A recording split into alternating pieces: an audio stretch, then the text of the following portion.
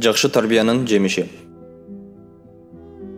Bir ayal kүйөөсү менен bir канча жыл жашап, балалы боло албай ажырашып кетет.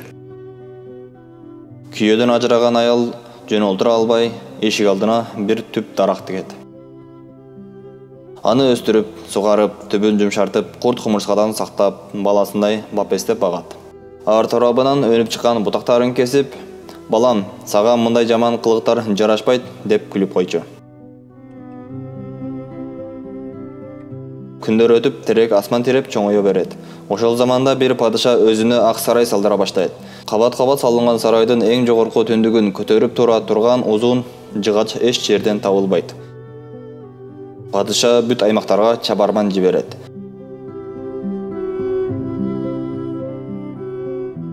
Андай узун жыгач таба албай кайра келишет.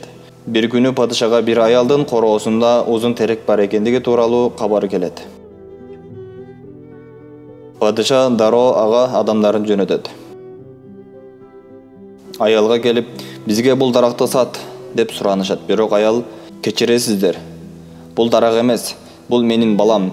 Кайсы эне өз баласын акчага сатсын" деп бербей коет. Алар падышага болгон окуяны айтып келишет. Анан падыша аялга өзү барат да, "О, меримдүү эне, ар бир аял баласын bir керекке жарасын деп тарбиялайт. Уулуңузду падышага кызмат кылсын деп сурануу үчүн өзүм келдим" дейт.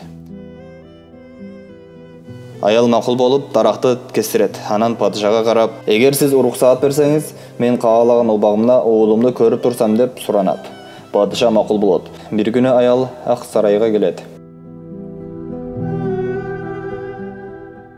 Ак сарайга кирер замат өзү өстүргөн устунду жазбай тааныйт. Анан анын жанына келип, колу менен сылап, bir нерселерди айта баштайт. Аны көргөн падыша акырын жакындап келип, тыңшаса, аял устунга карап, минтип жатыптыр. "Балам, мына көрдүңбү? Мен сага жакшы тарбия бердим. Сен эми падышанын ак сарайында кызмат кылып турасың. Эгер мен сени жаман тарбия кылганымда, сен чак эле набайчынын тандырында күйүп, күлгө айланмаксың." Урматтуу бир туугандар, бүгүнкү тарбия эртеңки келечек.